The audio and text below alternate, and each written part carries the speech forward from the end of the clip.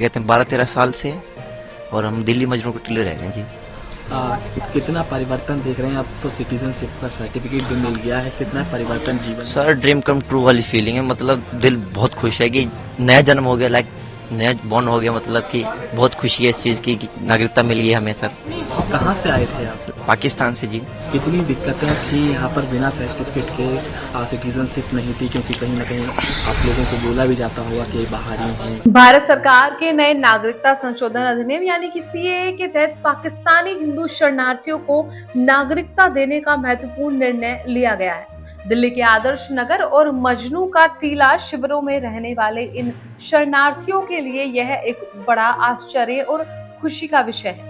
इस प्रक्रिया से कई रोचक तथ्य और सवाल उभरते हैं जिनको जानना सबके लिए जरूरी है। जैसे सीएए के कार्यान्वयन से पहले इन शरणार्थियों के जीवन में क्या चुनौतियां थी, और नागरिकता प्राप्त करने की प्रक्रिया कैसी थी, और इसमें क्या दस्तावेज आवश्यक थे, और नागरिकता प्राप्त करने के बाद इन शरणार्थियों के जीवन में क्या बदलाव आएंगे।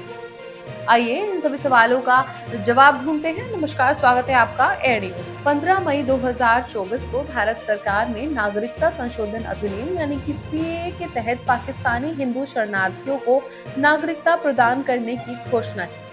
आदर्श नगर और मजनू का टीला शिविरों में रहने वाले 14 लोगों को, जिनमें से 9 आदर्श नगर और 5 मजनू का टीला शिविर से हैं, उनको नागरिकता प्रमाण पत्र वितरित किए गए। ये शरणार्थी पिछले 1 दशक से अधिक समय से भारत में बिना किसी नागरिकता के रह रहे थे, जिससे उन्हें कई चुनौतियों का सामना करना पड़ा। नागरिकता प्राप्त करने की प्रक्रिया में उनके पासपोर्ट, जन्म प्रमाण पत्र और निवास प्रमाण पत्र जैसे दस्तावेज जमा करने की आवश्यकता थी। नागरिकता प्राप्त करने के बाद इन शरणार्थियों को अब भारत में रहने, यात्रा करने, काम करने और अध्ययन करने का कानूनी अधिकार मिलेगा। वे भारतीय पासपोर्ट के लिए आवेदन करने और चुनावों में मतदान करने के भी अब पात्र होंगे।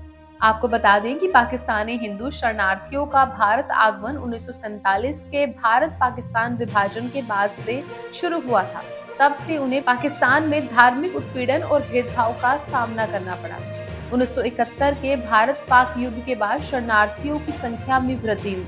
1990 के दशक में मुस्लिम बहुल क्षेत्रों में सांप्रदायिक हिंसा के बाद और अधिक शरणार्थी भारत आए। भारत सरकार ने हमेशा पाकिस्तानी हिंदू शरणार्थियों को शरण दी है और उन्हें भारतीय समाज में एकीकृत करने के प्रयास किए हैं। नागरिकता संशोधन अधिनियम भारतीय नागरिकता अधिनियम 1955 में एक संशोधन है जो कुछ मामलों में पाकिस्तान, बांग्लादेश और अफगानिस्तान सहित पड़ोसी देशों के उत्पीड़ित अल्पसंख्यकों को भी भारतीय नागरिकता प्रदान करने की अनुमति देता है। वैसे नागरिकता संशोधन अधिनियम को कई आलोचनाओं का सामना करना पड़ा है। कुछ आलोचकों का तर्क है कि यह भेदभावपूर्ण है, क्योंकि यह केवल मुस्लिम समुदाय को छोड़कर विशिष्ट धर्मों के शरणार्थियों को ही नागरिकता प्रदान करता है। दूसरों का तर्क है कि यह भारत की धर्मनिरपेक्षता को कमजोर करता है, क्योंकि यह धर्म के आधार पर नागरिकता प्रदान करता है। हालांकि भारत सरकार ने इन आलोचनाओं का यह कहते हुए खंडन किया है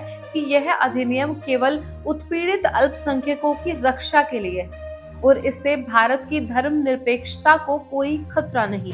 आपको बता दें कि नागरिकता संशोधन अधिनियम यानी कि सीएए, जिसे 2019 में भारतीय संसद द्वारा पारित किया गया था, उसने पाकिस्तानी हिंदू शरणार्थियों के जीवन पर महत्वपूर्ण प्रभाव डाला है।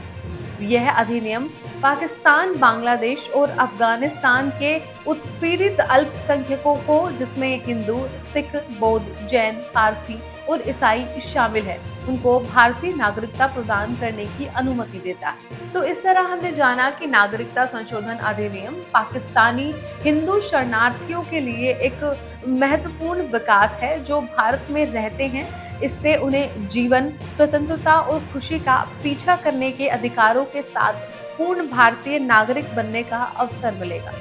हालांकि इस अधिनियम को आलोचनाओं का सामना भी करना पड़ा है।